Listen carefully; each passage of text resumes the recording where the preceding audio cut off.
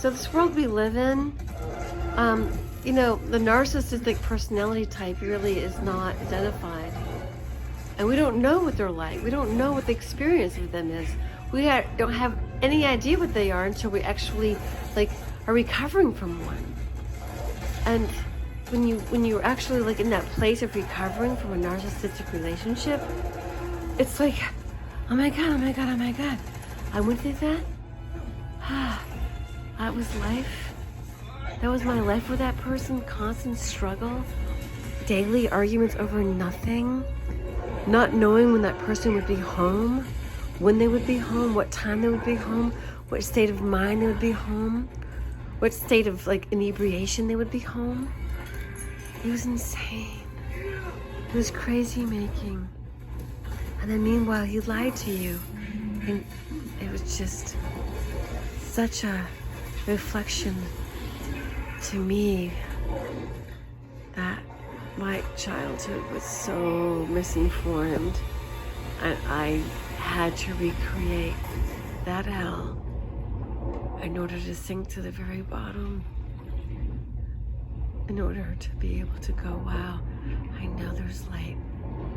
I know there's something more than this, but there's myself.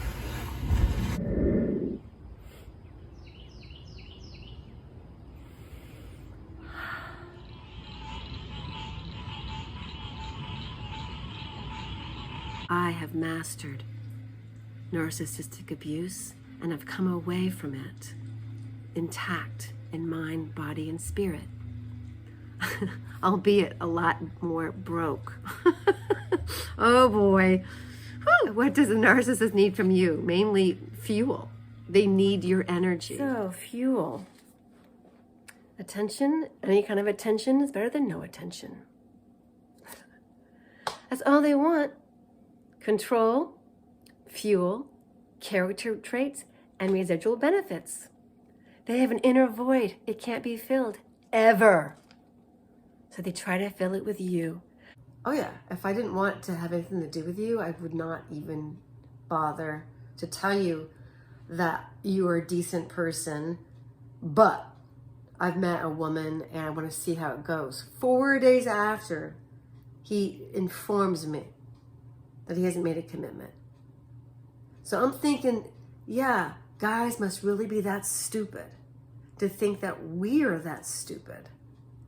Or girls must be really desperate to fall for that and stand in line like they're waiting for a piece of meat at the deli counter for their number to be called. Do you catch me? Do you feel me?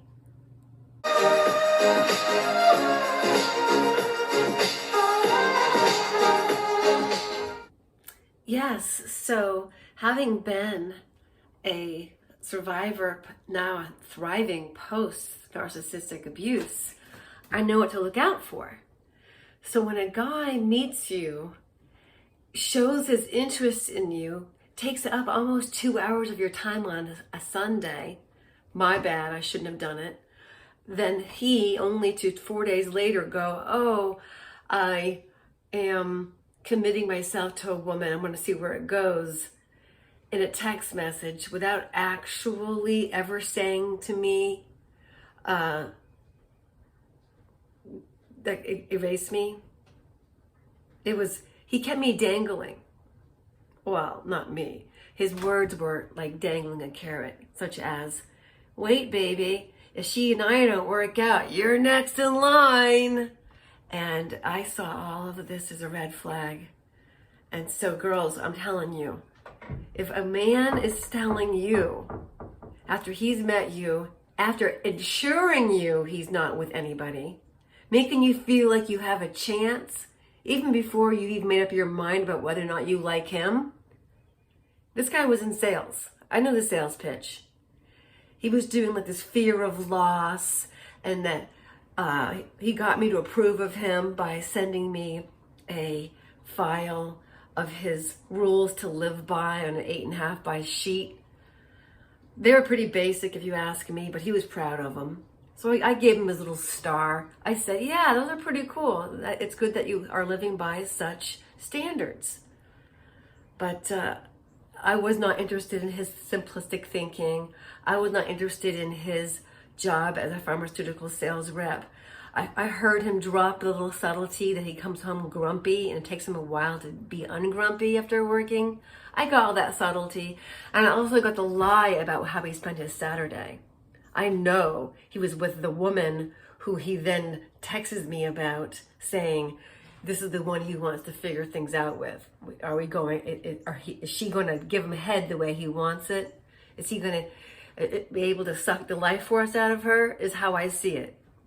So it wasn't even a near miss on my part. I wasn't interested in him in the least. But had I been, I mean, that was a mental mindfuck that he gave potentially to an innocent woman. Never ever let a guy tell you to stand in line and wait for his meat like you're at the deli counter. It's objectifying him as well as objectifying you. It's disgusting.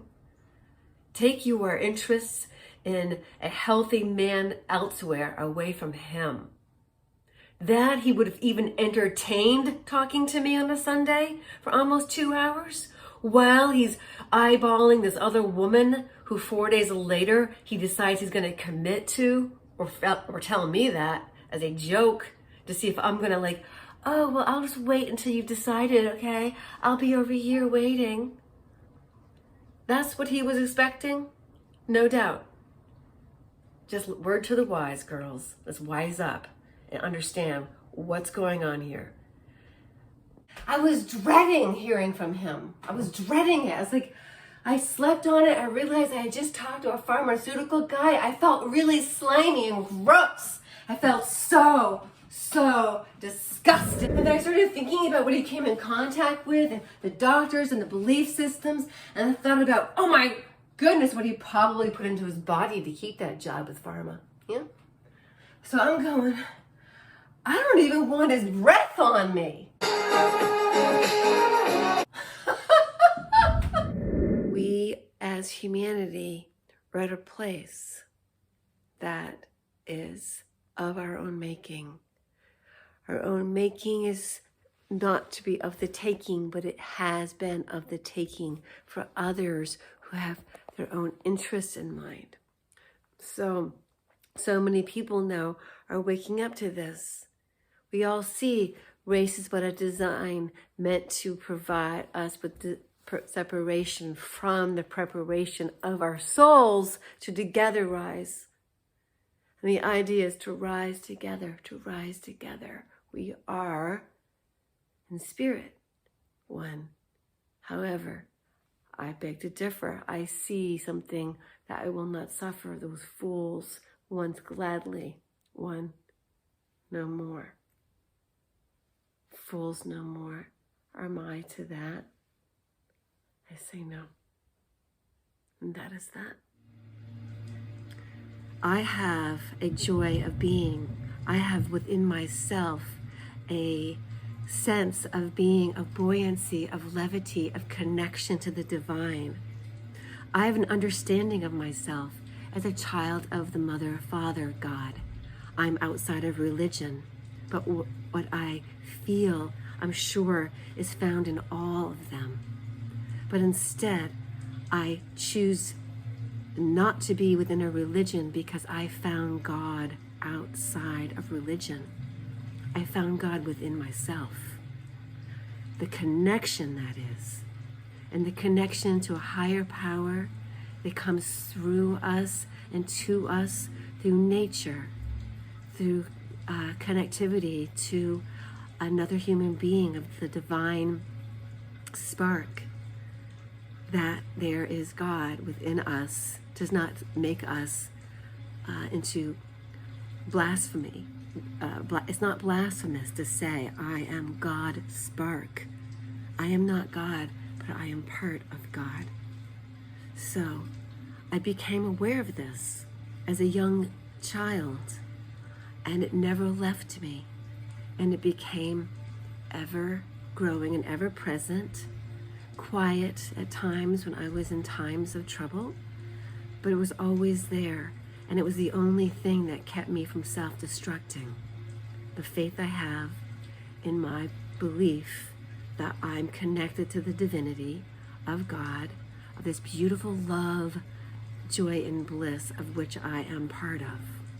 That time is a construct, but it is endless.